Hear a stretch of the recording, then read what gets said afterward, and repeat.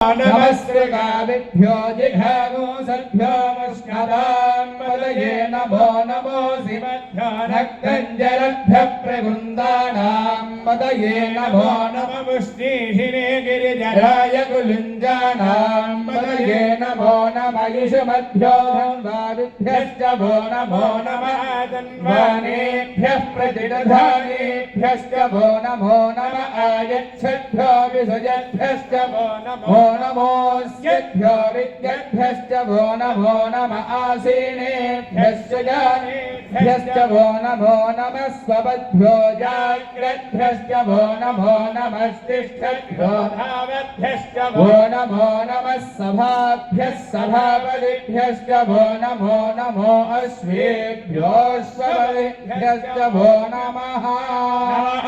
व्याधिनेभ्यो विलिध्यन्तेभ्यश्च वो नमो नमः उगणाभ्यस्त्रुमोहतेभ्यश्च वो नमो नमः वृत्सेभ्यो वृत्सपरिभ्यश्च वो नमो नमः व्रातेभ्यो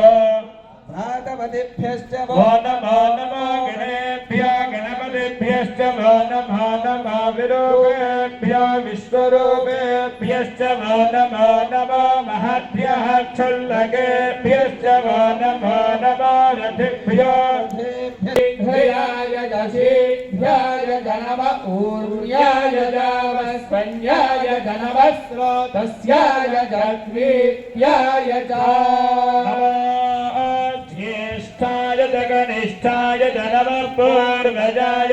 परजाय जनम मध्यमाय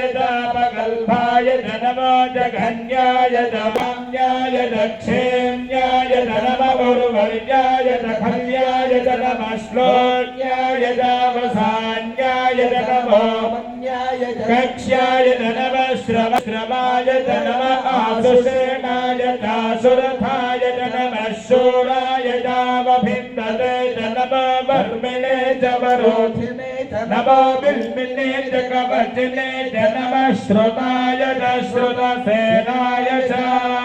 नमो दुन्दुभ्याय च हरण्याय जनमो धृष्टवे च प्रभृशाय जनमो धूताय च प्रहिताय च स्त्रीक्ष्णेषवे चायुधिने जनमस्वायुधाय च सुधन्वने जनमस्तुत्याय जनमध्याय जनमः कात्याय जनीत्याय जनमस्तुत्याय च सरस्याय जनमो नात्मिभ्याय च विद्युत्याय जनम ईध्याय च दप्याय जनमो वात्याय च रेष्म्याय जनमो वास्तव्याय च वास्तुभाय